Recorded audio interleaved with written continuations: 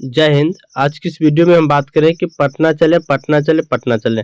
आप सभी लोगों की जानकारी है कि 26 नवंबर 2024 को डेट में पटना विशाल धरना प्रदर्शन का आयोजन किया गया है, जिसका स्थान दिया गया है प्रदीप सर जी के द्वारा, यानी कि गर्दनी बाग पटना में। अब मैं यहाँ पे बताना चाहता हूँ कि जो जीविका कैरियर के लिए महत्वपूर्ण बातें हैं, जो भी मांग किया जा रहा है, वो अहम भूमिका बहुत अच्छी बात है, क्योंकि जब भी आपका ये जीविका की वैकेंसी से संबंधित है, जब भी हमारे कैडर है, कैडर के होना चाहिए, बहुत जरूरी है। सबसे पहले यहाँ पे आप लिखे हुए देख रहे हैं कि सम्मान दो, पहचान दो, वाजिब कम का वाजिब दाम दो। इसके बाद यहाँ पे मैं बताना चाहता हूँ कि जो हमारी जीविका में वैकेंसी है ना, ठीक है, यानी कि 26 से 41 पोस्ट पे यहाँ पे बहाली होना है या आएगा, तब जीविका कैडर के लिए यहाँ पे क्या है कि ये जो मांग किया गया है बहुत महत्वपूर्ण है और बहुत अच्छी बातें हैं, क्योंकि जीविका कैडर को यहाँ पे होना भी चाहिए। जैसे यहाँ पे लिखा गया है कि जीविका कर्मियों की बहाली में कैडरों के लिए 50% सीटों का आरक्षण होना। मैं यहाँ पे बताना चाहता हूँ कि जितनी भी हमारी जीविका दीदी है, भाई बहन है, पहले से यहाँ पे जो काम कर रहे हैं, पूर्व से काम करते आ रहे हैं, 4 साल से, 5 साल से, 6 साल से, 7 साल से, बहुत ऐसे कर्मी हैं जो लोग 7 साल 8 साल से भी यहाँ पे काम कर रहे हैं।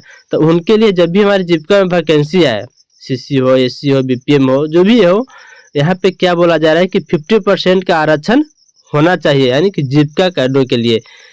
जीविका कैडर के लिए 50% का आरक्षण होता है, तो ये बहुत अच्छी चीज़ है, क्योंकि देखिए 19-20 में जो बहाली हुआ, वहाँ पे जीविका कैडर के लिए कोई यहाँ पे आरक्षण नहीं दिया गया था। मान के चलिए कि यहाँ पे 50% के भी आरक्षण होता है, तो बहुत यहाँ पे जीविका दीदी को इसमें अपने आगे की ओर बढ़ने के लिए मौका मिल जाएगा, लेकिन ऐसा होता नहीं है, नहीं हुआ है। तो ये जो मांग किया गया है, हमारे सभी कैडर से निवेदन है कि इस मांग को करेंगे, मांग को रखेंगे, अच्छी बात है। इसके साथ यहाँ पे क्या लिखा गया है कि कैडर को जीविका प्रबंधक की ओर से पहचान पत्र एवं पहचान पत्र मुहैया कराया जाए।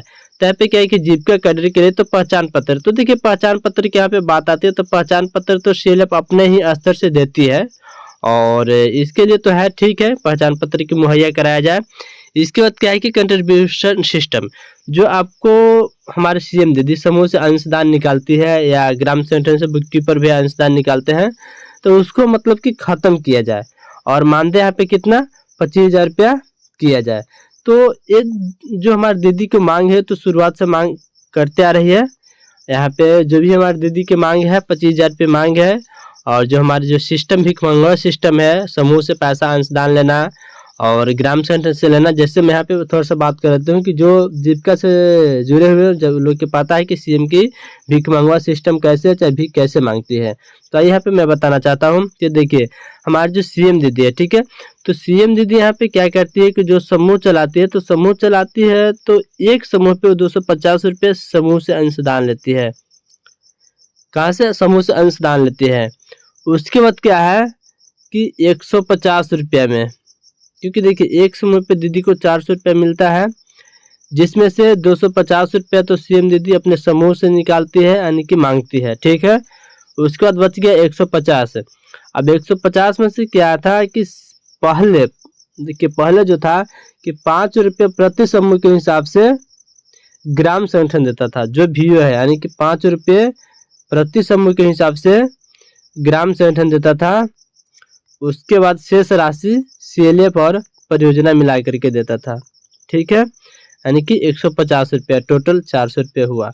तो ये जो भीख मंगवा सिस्टम यहाँ पे क्यों कहा जा रहा है, क्योंकि देखिए सीएम दीदी समूह को मीटिंग करा रही है, तो नहीं मीटिंग कराएगी तो पैसा नहीं मिलेगा, और यहाँ पे क्या है कि दीदी समूह से अंशदान देने में हिचकिचाती है, अंशदान नहीं दे पाती है सही से। इसके बाद यहाँ पे मैं नीचे बात करूँ इसमें कि जो प्रदीप सर जी के द्वारा महत्वपूर्ण बातें बताया गया है कि 2 सितंबर 2024 को जारी कार्यालय आदेश काला कानून की वापसी हो। वही मतलब जो हमारे ऑफिस ऑर्डर अब दिया गया है वर्तमान में, उसके ऊपर कितना पेमेंट मिलना है, कि देखिए अभी भी मतलब जीविका दीदी को मानदेय 400 रुपये ही मिलना है, और जबकि आपका हम 22 में बात करते हैं जून में, तो वहाँ पे पेमेंट को जो ही वृद्धि हुआ तो 400 रुपये है, यानी कि परियोजना 3 महीना पैसा रोकने के बाद भी क्या किया है कि सिर्फ सिस्टम को ही चेंज किया है, अभी तक ही 400 रुपये कोई मानदेय वृद्धि नहीं किया गया था। इसलिए जीविका दीदी ने आंदोलन करना शुरू किया है, हड़ताल किया है। और इसके बाद मैं यहाँ पे बताना चाहता हूँ कि जो हमारे जीविका दीदी हैं, उनका सिर्फ पहले ग्राम संगठन से 5 रुपये लिया जाता था, अभी यहाँ पे 30 रुपये कर दिया गया है, और सिर्फ यहाँ पे सिलसिले है कि आपका एक अंदर चाहे एक अंदर हाथ घुमा करके आपको वहाँ पे कान को धराया जा रहा है। इसके बाद मैं यहाँ पे बात करूँ कि महिलाओं कैडरों के लिए विशेष अवकाश सहित तमाम सामाजिक सुरक्षा का लाभ मिले।